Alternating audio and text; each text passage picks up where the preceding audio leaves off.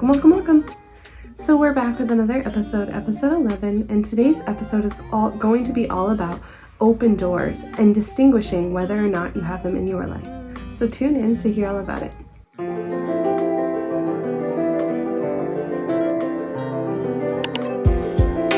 We're back with another episode. How are you? This is episode 11 of season 2, and today's episode is going to be all about open doors and open portals to the enemy and ways that he can get to our lives, because sometimes we often say like, oh, the enemy is doing this or that or this, but sometimes it's us. We're the very person that's creating these things and the very person that's allowing ourselves to go through these trials and tribulations, these consequences, because God does give us free will. So let's jump right into this topic. So if you're not sure what I'm talking about things that the enemy has access to you through.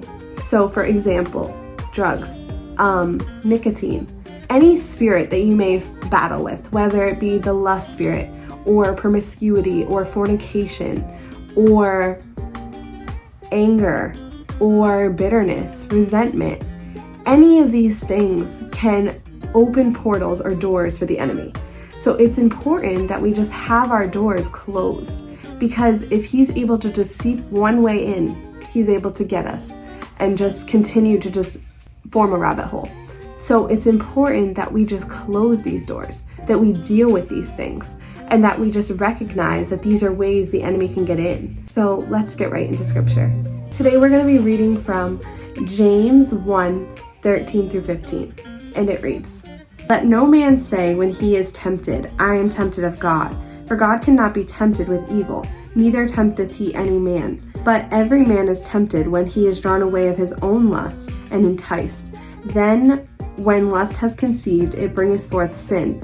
And sin, when it is finished, bringeth forth death." So, as we see here in the Bible, it is pretty important that we shut these doors.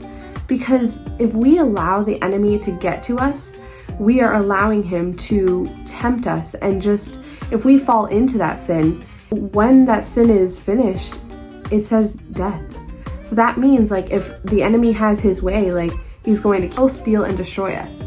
So it's important that we're deeply rooted in God and that we just understand the things that are not of God and the ways that the enemy tries to get into our lives.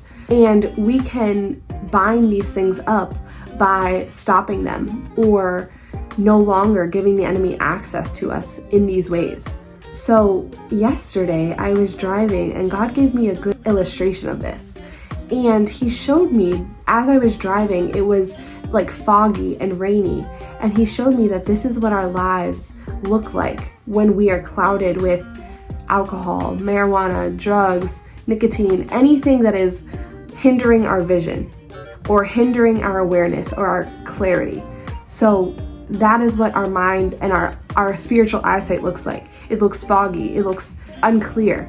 But he was showing me later because I took a long road trip, later as I drove when it got sunny, that this is what we look like when we're spiritually awake, when we are fighting the battle and when we are closing the doors. We are awake, we are able to see, we are able to hear and understand what God is telling us and fight back. Just have those spiritual eyes and ears. This is also why it's so important that we watch what comes into our eye gates and ear gates, because those can also cloud and hinder our vision or our hearing. So when people say like, watch what music you listen to, whether it be secular or that of the world, they're being serious, because those things are just like we talked about other things, those are portals for the enemy to get into your life. The same with television. You have to really watch these days because everything is worldly. Everything has a hidden agenda and just a demonic undertone. So you have to really be aware of what you're allowing your eye gates, because if your eyes are distracted with these things of the enemy, there's another way he can get in. So it's so important that we just ask God for deliverance in these areas if we struggle with them, because I'm not saying you have to be a perfect person, because obviously none of us are, but the more we know, the better we have to do. So if you know this is something you struggle with, ask God to help you. Don't sit there and try to continue to control it, because obviously you fail every time. Like I've talked about in prior videos, this is something I struggle with, but it's something that's so important, and I just want us all to just grow in this area of giving things to God and then leaving them there and trusting that He will see us through. So whatever you're struggling with today, I pray that you would just give it to God and leave it there, knowing that He will see you through. However, faith without works is dead. So you can't just say, okay, God, here's this thing, but I'm going to continue to do the sin. No, you have to ask God to help you, but then try your best too. So if you're struggling with something, you need to seek God, but also seek help. If you're struggling with addiction, seek God, but then maybe go to a rehab.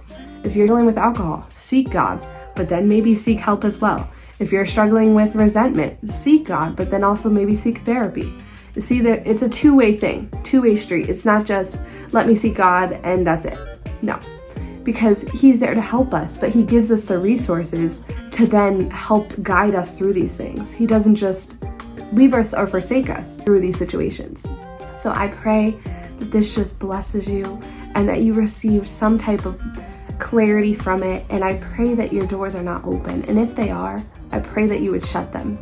Have a blessed day, and I'll see you in the next video.